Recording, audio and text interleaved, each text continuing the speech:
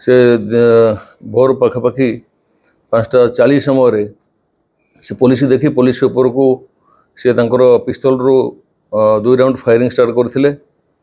Police मारिदेवा उद्देश्य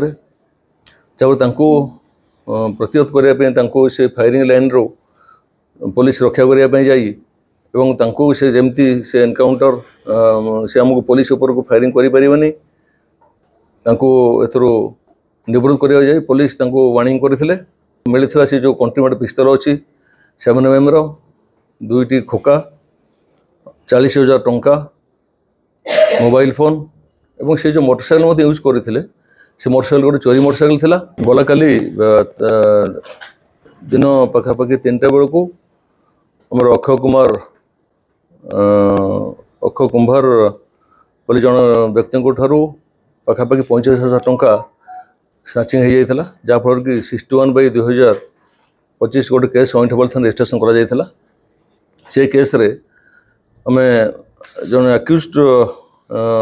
Guddu alias Mahesh Kumar Sharma से railway station Bargarh involvement proof है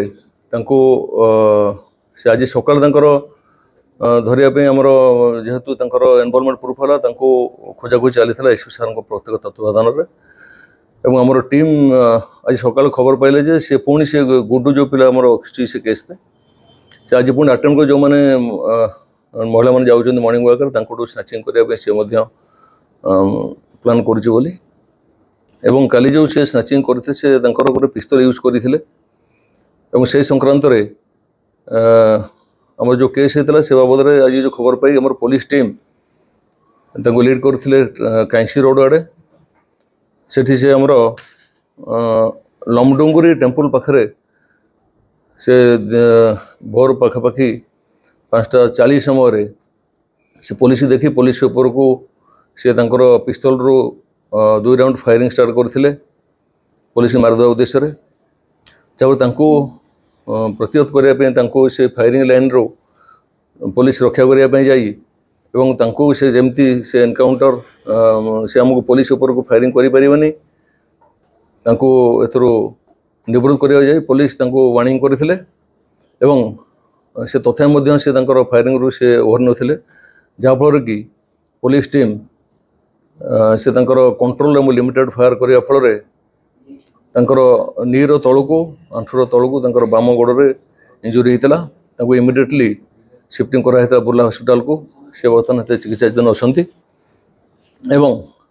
पाखर मिलता से जो कंट्रीमेट पिस्तल अच्छी 7mm दुईटी खोका 40,000 टंका मोबाइल फोन एवं से जो मोटरसाइकेल यूज करते से मोटरसाइकेल गोटे चोरी मोटरसाइकेल थिला से बर्तमान इन्वेस्टिगेशन कंटिन्यू कर केस रे एवं वेरिफिकेशन जना पड़ा जे पाखापाखि 24टी केस अच्छी विभिन्न थाना एरिया रे केस अच्छी बरगढ़ भेड़ेन बरपाली हीराकुदरे बरईपाली बुर्ला टिटलागढ़ रेड़ाखोल सब प्रॉपर्टी ऑफेंस केस इनवॉल्व अच्छा केस बर्तमान तदंत चली।